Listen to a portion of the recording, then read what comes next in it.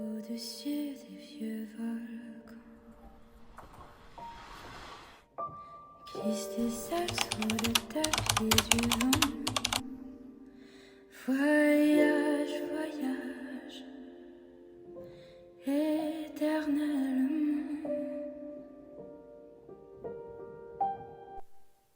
V globini svoje duše sem prav čutila, kako se bojujem s temnimi oblaki, ki so kar naenkrat zastirali svetlobo mojega življenja. Vsak dan mi je postal boj, vsak korak mi je bil težak, vsak dih preveč naporen. Anksiozna depresija je kot nevidna večna noč, ki se je zavlekla v moje življenje brez enega samega opozorila. De nuages en marécage. Vsako jutro, ko sem odprla oči in se soočala z svojimi občutki, se mi je zdelo, kot da se mi svet sesuva pod nogami.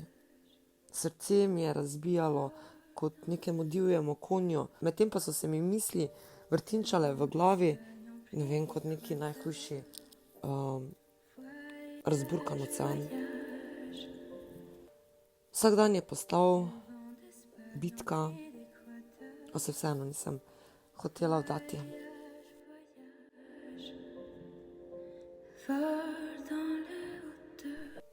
Potovanje skozi temačno dolino te anksiozne depresije je kakor da bi hodila po žerjavici. Vsak korak mi je bil peklenski. Hkrati pa edini način, da sem se lahko zbližala luči na koncu tega tunela.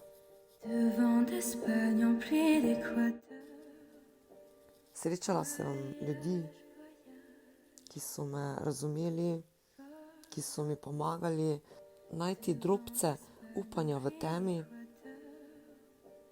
Ljudi, ki so mi podali roko takrat, ko sem padla na kolena. Odkrila sem moč v majhnih stvareh, kot so, ne vem, dih svežega zraka, v objemu in razumevanju ljubljenih oseb, v tišini, v meditacijah in seveda drugih sila uspešnih orodij za samopomoč oziroma dela na sebi. Skozi najhujšo bolečino sem našla svojo notranjo moč. In ko se je zdelo, da prihaja najtemnejša ura, sem jaz našla svetlobo, lučko. Ne, ni bilo lahko.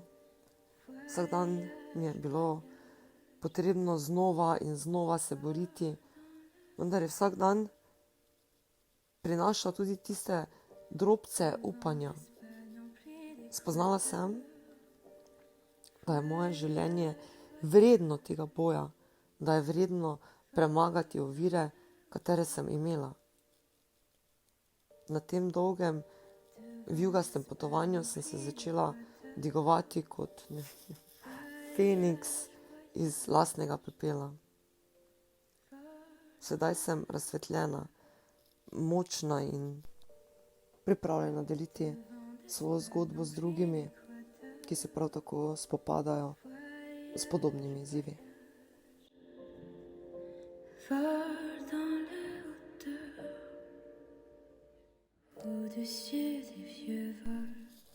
Svojo zgodbo želim navdihniti vse tiste, ki se soočajo s temnimi oblaki anksiozne depresije.